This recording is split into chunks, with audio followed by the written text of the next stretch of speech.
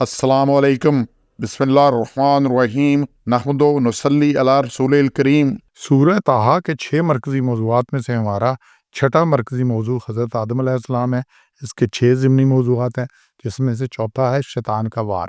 2 आयात है, 3 नुकात हैं। बुनियादी बात ही ये है, इसको समझ लें। 120 में से ये पहला है, शैतान का आदम अलैहिस्सलाम को चकमा अब्दी ज़िंदगी और लाज़वाल बादशाहत का वसवसा दिल में डाला, और शैतान के जाल में फंसने से हुक्म इलाही की नाफरमानी होगी हज़रत आदम से। और फिर नाफरमानी का नतीजा क्या निकला? जिस्म नंगे हो गए, लिबास जन्नत गायब हो गए। 121 में है। ये आयतों को देखें खोल के। वसवसा, उसने वसवसा डाला। वसवसा तो दिल में ख्याल डाल देना। शैतान ने आदम कही, काला या आदम, ओ आदम, मैं तेरी रानमाई करता हूँ ऐसे दरख्त की तरफ जिसे क्या खुल्द व मुल्क ला यबला, हमेशगी। इंसान के 2 मसले हैं, ज़िंदगी लंबी हो जाए, हमेशा की ज़िंदगी मिल जाए, और बड़ा नेक हो जाए, बड़ा कुछ हो जाए, सब कुछ हो जाए। तो सब कुछ ये उसने यही कहा कि हमेशा की तुम्हें मिल जाएगी। और जो कि यबला कहते हैं ऐसी चीज़ को जिसमें पोसीदगी आ जाए, पुरानी हो जाए, कमज़ोर हो जाए। तो ला यबला, जो कभी कमज़ोर नहीं होगी, ऐसी बादशाह, ऐसी मिलेगी सारा कुछ। तो ये उसने पहला चकमा दिया। तो जो शैतान ने वसवा आदम अलैहिस्सलाम के दिल में डाला, यहाँ आ रहा है ना, काला या आदम, हो ए आदम। तो ये बात कि उन्होंने पहले हज़रत हव्वा के दिल को बहकाला था, उनको बहकाया था, तो उन्होंने हज़रत आदम को आमादा किया। ये बाइबल की रिवायत है, जो इस आयत के मुताबिक सही नहीं है। फिर इंसान को अपनी ज़िंदगी में सेहत का, माल का, इख्तियार का, गर्ज, हर चीज़ के खो जाने का डर रहता है। और वो नहीं चाहता कि इनमें से किसी चीज़ पर ज़वाल आए, कोई चीज़ कम हो। तो शैतान ने वसवा ही ऐसा डाला, और वो भी कसम खा कर के आदम बह गए कि ये हमेशा रहेगा तुम्हारे पास। ये जो कुछ है ना, इसमें कोई भी ज़वाल पज़ीरी नहीं होनी, कभी भी कमज़ोरी नहीं आनी, कभी भी इसमें पोसीदगी नहीं आनी, कभी भी कम नहीं होना।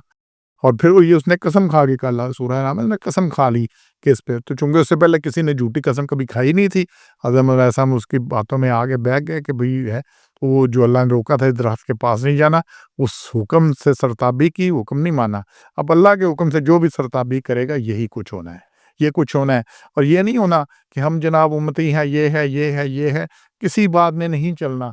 ये एक नोट करें इस बात को कि ग़ज़वा उहद के अंदर हुज़ूर अकरम सल्लल्लाहु अलैहि वसल्लम ने 50 तीर अंदाज दर्रे के ऊपर खड़े किए कि हमें जंग में फ़तह और शिकस्त हो, ताकि हमें कुछ भी हो जाए, तुमने ये दर्रा नहीं छोड़ना।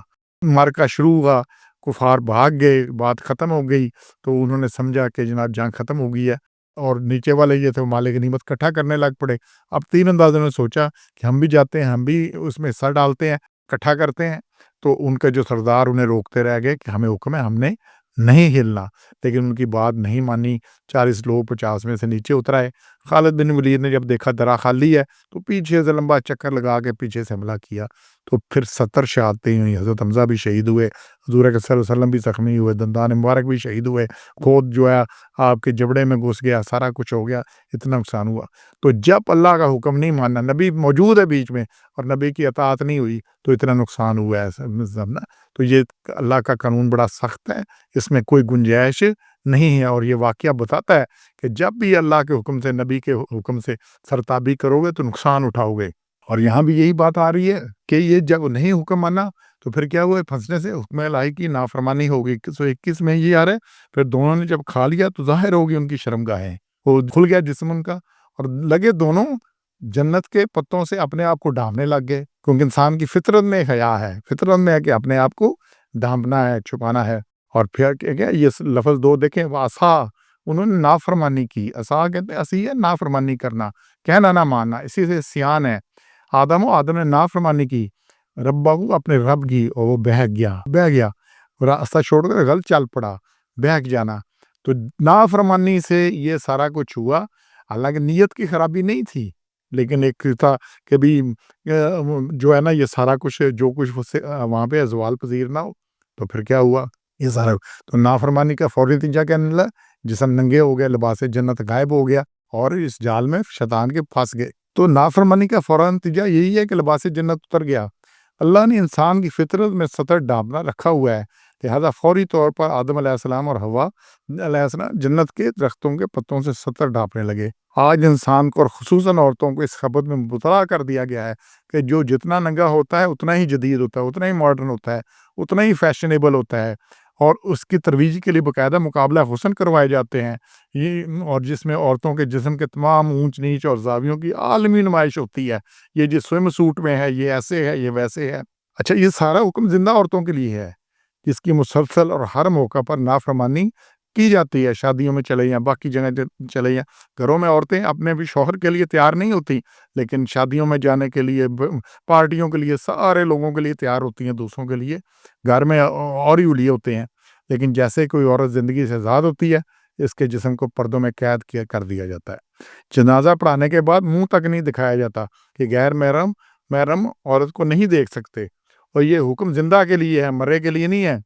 دفن کرتے وقت قبر پر چادر کا پردہ کیا جاتا ہے کہ ہوائی چیزیں نہ دیکھ سکیں، اور جو زندہ عورتیں اس وقت موجود ہوتی ہیں وہ بے پردہ ہوتی ہیں اکثر۔ تو بات یہ ہے کہ جب یہ مذاق اڑایا جائے گا شریعت کا، اور ایسے کیا جائے گا جو شریعت کا حکم زندہ کے لیے وہ مردے پہ لاگو ہے۔ اچھا، اگر سمجھتے ہو نہیں حکم تو پھر مردہ کے دکھاؤ نا سب کے چہرے، اور باقی جسم دکھاتی ہے، دکھاؤ اس وقت سب کو۔